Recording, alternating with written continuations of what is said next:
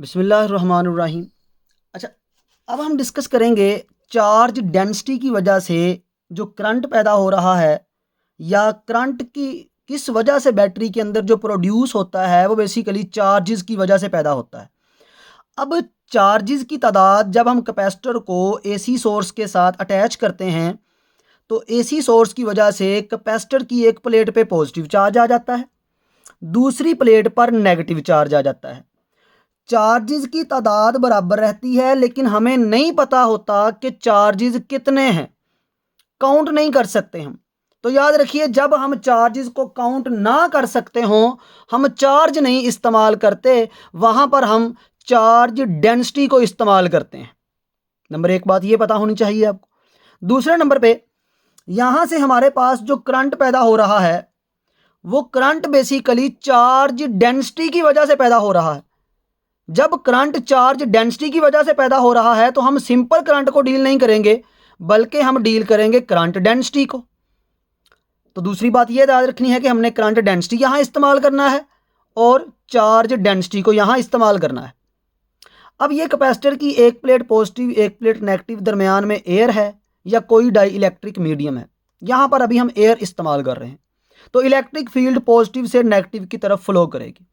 जब पॉजिटिव से नेगेटिव की तरफ फ्लो करेगी तो हमारे पास इसकी डायरेक्शन नेगेटिव की तरफ है, तो यहाँ पर डिस्प्लेसमेंट वेक्टर बनेगा। डिस्प्लेसमेंट वेक्टर को हम डी से ज़ाहिर करते हैं, ये ईएमटी के अंदर पढ़ चुके हैं हम। डिस्प्लेसमेंट वेक्टर जो है ये एप्सिलॉन नॉट ई के बराबर है। अगर इलेक्ट्रिक फील्ड निकालनी हो तो ई इधर रह जाएगा, ये एप्सिलॉन नॉट उधर जाके डिवाइड हो जाएगा। तीसरी बात ये याद रखनी है आपने।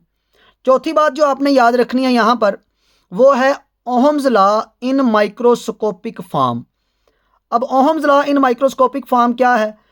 ओहम्स लॉ माइक्रोस्कोपिक फॉर्म ये है कि करंट डेंसिटी जो है वो इलेक्ट्रिक फील्ड के डायरेक्टली प्रोपोर्शनल है, यानी जितनी इलेक्ट्रिक फील्ड होगी उतना ही यहाँ पर करंट डेंसिटी प्रोड्यूस हो जाएगी।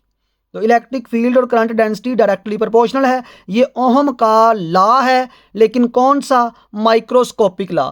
जो हम पढ़ते हैं V is equal to I R, वो भी ओहम लॉ है लेकिन वो है मैक्रोस्कोपिक लॉ। तो यहाँ पर ये याद रखना है कि ये माइक्रोस्कोपिक लॉ है किसका? ओहम का। और J is equal to sigma E आ जाएगा। प्रोपोर्शनैलिटी को ख़त्म करेंगे तो सिग्मा ई आ गया, सिग्मा इज प्रोपोर्शनैलिटी कांस्टेंट। अब बात की थी हमने चार्ज डेंसिटी और करंट डेंसिटी की, तो पहले हम उनकी वैल्यू फाइंड आउट करते हैं, फिर हम अपने टॉपिक की तरफ आते हैं। तो जो हमारे पास करंट डेंसिटी है उसका फॉर्मूला है करंट पर यूनिट एरिया, यानी किसी खास एरिया में से करंट का गुजरना। तो ये करंट डेंसिटी का फॉर्मूला J/A। इसको हम जनरलाइज करने के लिए DI/dA लिख लेते हैं। तो जब ऐसा करते हैं हम तो हम क्या करते हैं, अब इसके बाद ये DA जो है इधर शिफ्ट कर देते हैं। डी को ख़त्म करने के लिए, जनरल करंट फाइंड करने के लिए हम इंटीग्रेशन का साइन लगा देते हैं। क्योंकि यहाँ पर एरिया है तो इंटीग्रल कौन सा आएगा? तो सरफेस इंटीग्रल आएगा। तो ये याद रखना है, जो करंट यहाँ पर होगा वो सरफेस इंटीग्रल होगा। इसका बेसिक कंसेप्ट असल में ये है कि जब वायर के अंदर से करंट गुजरता है तो अंदर की करंट की हम बात नहीं करते, करंट सरफेस के ऊपर होता है। तो हमने सरफेस को ही, करंट को ही इस्तेमाल कर रहे होते हैं, तो ये इस वजह से सरफेस इंटीग्रल लिया जाता है। अब बात करते हैं चार्ज डेंसिटी की। तो चार्ज डेंसिटी जो है उसको हम रो से ज़ाहिर करते हैं और इसका फॉर्मूला जो है वो है चार्ज पर यूनिट वॉल्यूम।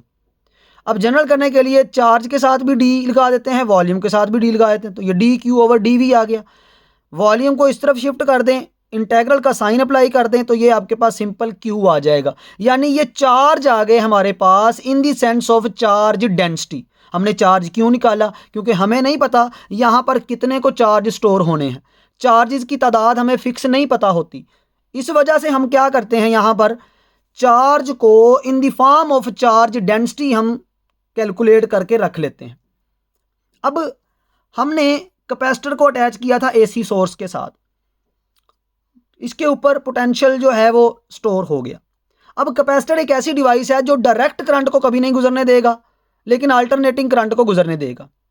अब यहाँ पर जो इलेक्ट्रिक फील्ड है वो पॉजिटिव से नेगेटिव की तरफ जा रही है, तो हम यहाँ पर जो करंट लिखेंगे उसकी वैल्यू को लिखेंगे I is equal to dQ/dt, लेकिन साथ में माइनस लगाएंगे। माइनस किस वजह से? क्योंकि यहाँ पर जो है आपके पास पोटेंशियल डिक्रीजिंग की तरफ जा रहा है, यानी पॉजिटिव से नेगेटिव की तरफ इलेक्ट्रिक फील्ड जनरेट हो रही होती है, इस वजह से नेगेटिव का साइन आता है। अब ये 5-6 बातें पहले से आपको पता होनी चाहिए, इनके बारे में आपका कंसेप्ट क्लियर होना चाहिए। अब हम क्या करते हैं, ये वैल्यूज़ जो हैं यहाँ पुट कर देते हैं। ये एक इक्वेशन है जो हमने जनरल इक्वेशन बनाई करंट की डेफिनेशन से। तो आई की वैल्यू हमने क्या फाइंड की जी, आई की वैल्यू हमारे पास आ गई सरफेस इंटेग्रल करंट डेंसिटी, और ये आ गया ए, ये माइनस वैसे ही। अब डी ओवर डी टी लिख लें या इसकी जगह पार्शियल ओवर पार्शियल टी लिख दें, ये आपकी चॉइस है। तो हम इसको जनरल करने के लिए पार्शियल ओवर पार्शियल टी का नाम दे देते हैं। इस Q की जगह हम ये वैल्यू पुट कर देते हैं Q की। तो Q किसके बराबर है, रो इंटू डी वी। तो यहाँ पर हमारे पास आ गया रो इंटू डी वी। तो देखिए ये सिंपली हमने चार्ज की value in the form of charge density, current की value in the form of current density इस इक्वेशन में हमने पुट कर दी। अब यहाँ पर सरफेस इंटेग्रल है, लेकिन इधर वॉल्यूम इंटेग्रल है। तो जब भी सरफेस इंटेग्रल हो, दूसरी तरफ वॉल्यूम इंटेग्रल नजर आ रहा हो, हम जानते हैं हम गॉस डाइवर्जेंस थ्योरम अप्लाई कर देते हैं। गॉस डाइवर्जेंस थ्योरम क्या करता है, वो सरफेस इंटेग्रल को वॉल्यूम इंटेग्रल के अंदर चेंज कर देता है। तो यहां पर अब हम क्या अप्लाई करते हैं जी, गॉस डाइवर्जेंस थ्योरम। तो ये गॉस डाइवर्जेंस थ्योरम क्या है आपके पास, ये यहां पर वॉल्यूम में बदल गया, एरिया की जगह आपने क्या लगा दिया यहां पर वॉल्यूम, जे डॉट को खत्म करके आपने डेल डॉट लगा दिया, और जे की जगह आप ये जे जो है यहां पर आ जाएगा। तो ये हमने गॉस डाइवर्जेंस थ्योरम जो है उसको अप्लाई कर दिया।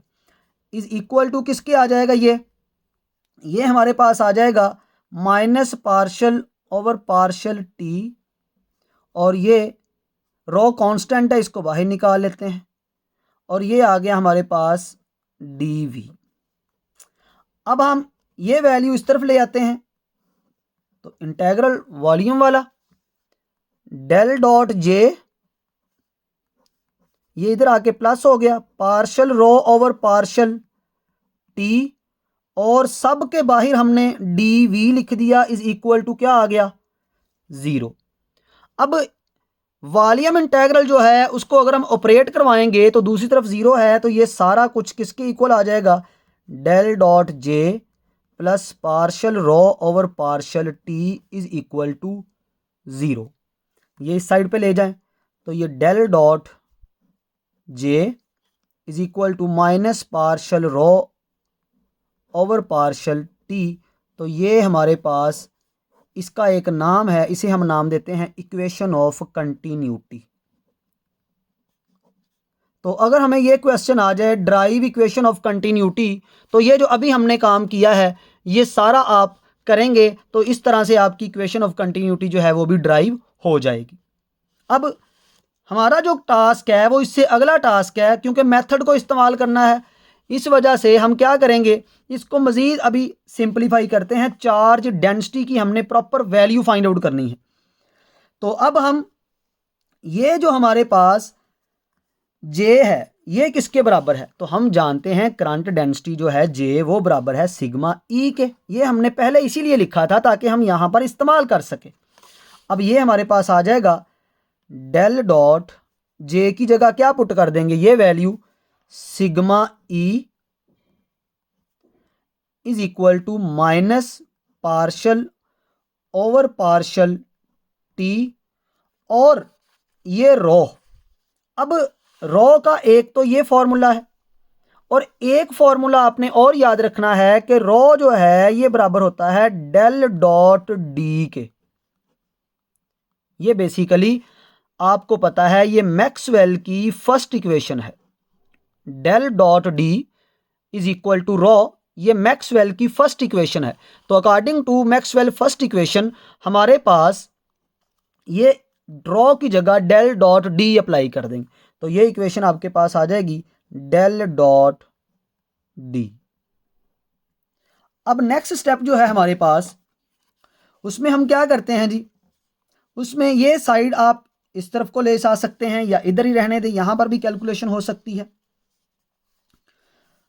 तो ये del dot sigma E is equal to minus partial over partial t. तो ये हमारे पास, अच्छा अब देखें, del dot D as it is यहां पर लिख दें और इस ई की जगह पर हम ये वैल्यू यहां पे पहले ही कैलकुलेट कर चुके हैं, E is equal to D over epsilon naught. तो ये ई की जगह पे यहां पर आप वैल्यू पुट कर दें इस इक्वेशन में। तो हमारे पास ये आ जाएगा डेल डॉट, ये कांस्टेंट है सिग्मा शुरू में आ गया, तो ई की जगह आ गया D divided by epsilon naught is equal to minus partial over partial t. तो ये डेल डॉट डी की जगह पे वापस हम रॉ ही पुट कर देंगे। तो ये अगले स्टेप में हम कर देते हैं रॉ पुट। अभी डेल डॉट डी, क्यों? क्योंकि हमने जो आंसर निकालना है वो चार्ज डेंसिटी की ही फॉर्म में निकालना है, इस वजह से। अब देखें, ये भी कांस्टेंट है, ये भी कांस्टेंट है, इनको हम कर लेते हैं कंबाइन। तो ये आ जाएगा हमारे पास सिग्मा ओवर एप्साइलन नॉट और ये आ गया del dot D is equal to minus partial over partial t और यहाँ पर डेल डॉट डी। अब डेल डॉट डी जो है मैक्सवेल की फर्स्ट इक्वेशन के मुताबिक वो है रॉ के बराबर। तो हम यहाँ पर वापस रॉ जो है उसकी वैल्यू को सब्सिट्यूट कर देते हैं। तो पार्शल ओवर पार्शल टी और ये आ गया रॉ और इधर भी क्या आ गया हमारे पास रॉ और ये सिग्मा ओवर एप्साइलन नॉट। अब यहाँ पर हमारे पास पार्शल ओवर पार्शल टी है और यहाँ पर हमारे पास सिग्मा ओवर एप्साइलन नॉट है। अब हमने क्या करना है, सेपरेट वेरिएबल कर लेने हैं, क्योंकि पार्शल का मतलब आपको पता है डेरिवेटिव ही लिया जाता है। तो हमारे पास ये जो इक्वेशन आ जाएगी, ये माइनस हम इस तरफ अप्लाई कर देते हैं, तो ये आ जाएगी पार्शल ओवर पार्शल टी और rho is equal to sigma over epsilon naught और ये रॉ और यहाँ पर आ गया जी माइनस। अब हमने क्या करना है यहाँ पर सेपरेट वेरिएबल। तो जब सेपरेट वेरिएबल हम करेंगे तो रॉ इस तरफ आ गया, ये आ गया partial raw over partial, raw की जगह पार्शल टी की जगह हमने लिख लिया रॉ और इधर ये minus sigma over epsilon naught और ये आ गया इधर डी टी। अब हम क्या करते हैं, दोनों तरफ इंटीग्रेट कर देते हैं। जब इंटीग्रेशन लेंगे तो ये आ जाएगा नेचुरल लॉग रॉ और इधर आ जाएगा हमारे पास minus sigma over epsilon naught t plus A. तो ये हमारे पास प्लस ए आ गया चूंकि इंटीग्रेट हमने कर दिया। अब एक्सपोनेंशियल अप्लाई करेंगे नेचुरल लॉग को ख़त्म करने के लिए, तो सिंपल यहाँ पे चार्ज डेंसिटी रॉ बच जाएगी और ये आ जाएगा हमारे पास ई की power minus sigma over epsilon naught t plus A. Same हम क्या करेंगे, यहाँ पर रॉ इसको सेपरेट कर लेंगे, ई की पावर ए आ जाएगा मल्टीप्लाई ई की power minus sigma over epsilon naught और ये टी।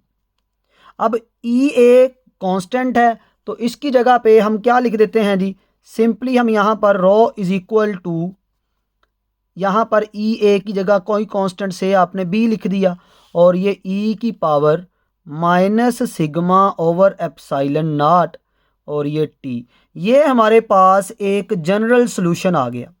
लेकिन जब भी हम फिज़िक्स के प्रॉब्लम को सॉल्व कर रहे होते हैं तो जनरल सॉल्यूशन तक हमने आंसर नहीं छोड़ना होता।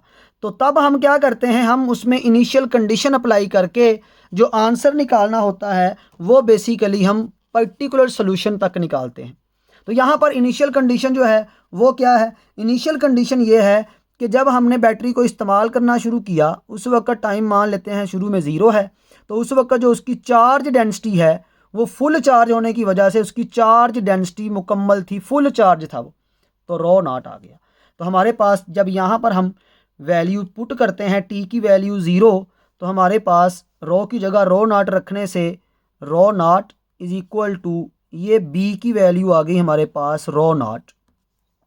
अब यहाँ पर जनरल सॉल्यूशन है, जनरल सॉल्यूशन को पर्टिकुलर सॉल्यूशन बनाना है हमने, तो जब पर्टिकुलर सॉल्यूशन बनाएंगे तो हम रॉ लिखेंगे और बी की जगह पे क्या पुट कर देंगे, रॉ नॉट, और बाकी ये एज इट इज़ पुट करेंगे minus sigma over epsilon not और ये टी, तो ये हमारे पास इसका पर्टिकुलर सॉल्यूशन भी है, या हम इसको ऐसे आंसर नॉमिनेट भी कर सकते हैं। तो ये हमारे पास बेसिकली फिज़िक्स का प्रॉब्लम था, उसको हमने मेथड के प्रॉब्लम को सॉल्व करते हुए हमने इस्तेमाल करते हुए हमने ये न्यूमेरिकल जो है वो सॉल्व किया है। तो ये क्वेश्चन जो है बेसिकली बैटरी सिस्टम का ही दूसरा पार्ट है। बैटरी सिस्टम पहले हमने जनरल पढ़ा, उसमें हमने जनरली डिस्कस किया कि वहाँ पर हमारे पास बैटरी की पोटेंशियल, बैटरी की ताकत कैसे कम होती है, तो वो हमें पता चला कि बैटरी की ताकत एक्सपोनेंशियली कम होती है।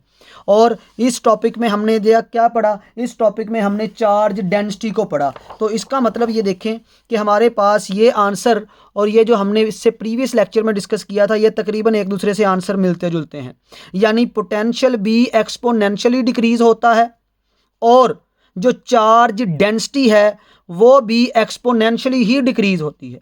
अब अगर फार्मूले पे गौर करें तो चार्ज डेंसिटी और चार्ज एक दूसरे के डायरेक्टली प्रोपोर्शनल में है। इसका मतलब हम ये भी कह सकते हैं कि जो चार्ज है इस कैपेसिटर के ऊपर जो आता, वो चार्ज भी एक्सपोनेंशियली डिक्रीज़ होता है। मतलब चार्ज डेंसिटी एक्सपोनेंशियली डिक्रीज़ होगी, पोटेंशियल एक्सपोनेंशियली डिक्रीज़ होगा और चार्ज भी एक्सपोनेंशियली डिक्रीज़ होगा। जितने भी फंक्शन जो एक्सपोनेंशियली डिक्रीज़ होते हैं ना, याद रखिएगा, उनका ग्राफ कुछ इस फॉर्म में आता है, ऐसे ऊपर से नीचे को ऐसे कर्व उसमें बन रही होती है, स्ट्रेट लाइन उसमें नहीं बनती। तो ये हमारे पास मुकम्मल बैटरी सिस्टम जो है इसको हमने डिस्कस कर लिया है और ये बहुत ही ज़्यादा इंटरेस्टिंग और हेल्पफुल है।